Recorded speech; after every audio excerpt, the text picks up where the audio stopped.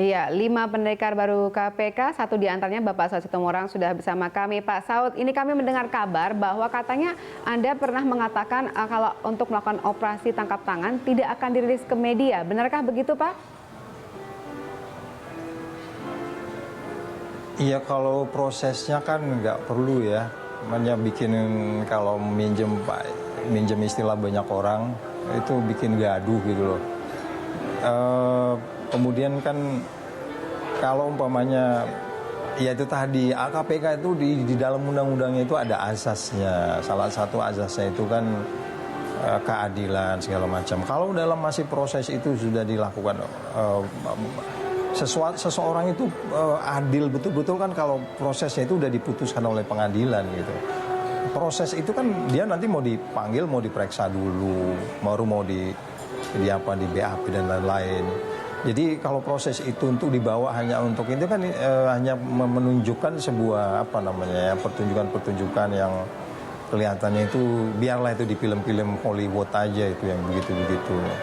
Ya, tapi kalau misalnya OTT dipublikasikan, bukankah itu semacam efek jera juga buat para pelakunya sehingga tidak akan mudah melakukannya karena publik akan segera mengetahui dengan ada tindakannya itu dan bisa mengawasi ke depannya.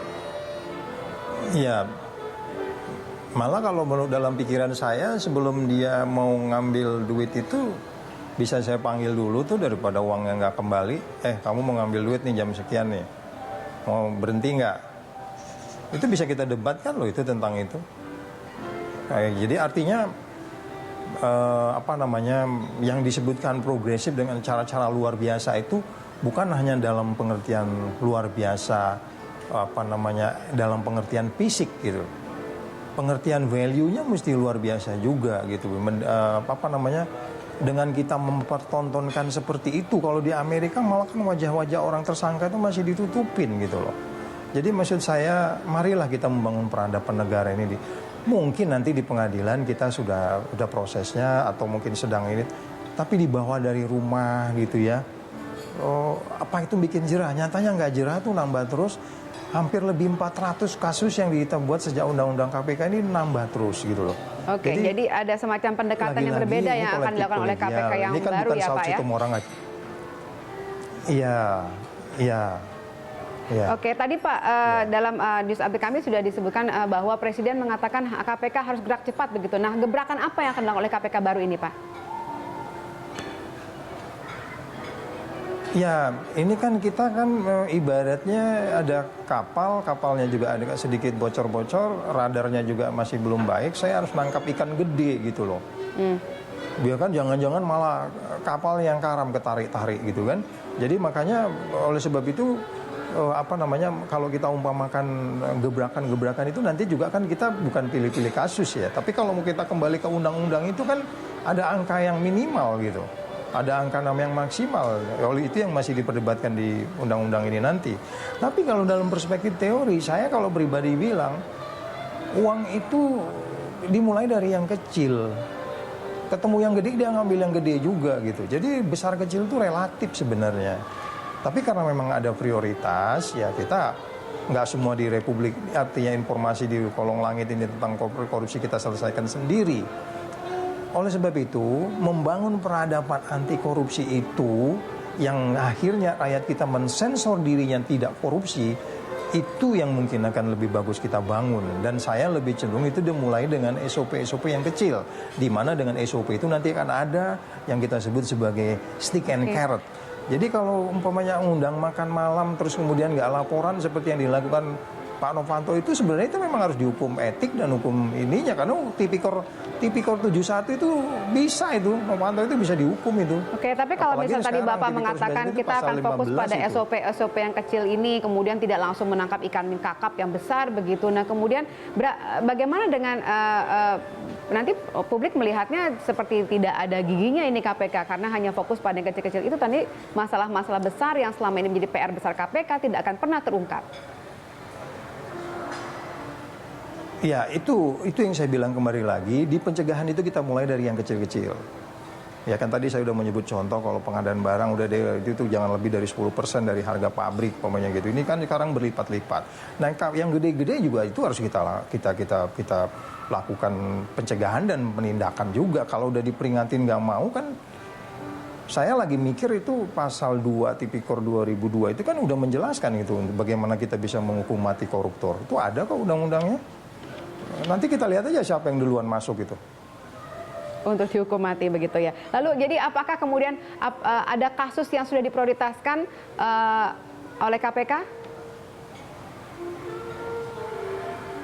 Dalam pandangan saya pribadi nanti ini lagi-lagi kolektif kolegial, kalau tanya perspektif pribadi Saud Situmorang, Capim Saud Situmorang, saya katakan bahwa kembali lagi banyak sektor-sektor yang selama ini terabaikan itu, terutama itu pajak ya. Kita hanya bisa baru 80%, kemudian malah dirjennya mundur, itu kita nggak tahu kenapa gitu. Ya kan, itu juga menarik kalau dari sisi pencegahan. Mungkin saya mesti dialog, ini ada masalah apa di dalam ini. Saya kemarin dapat SMS dari seorang pegawai pajak itu, "Bang, kita nggak berani bang." Ya ampun, petugas nggak berani ngambil uang kewajibannya, ini gimana gitu. Ini kan pencegahan juga kan. Ya.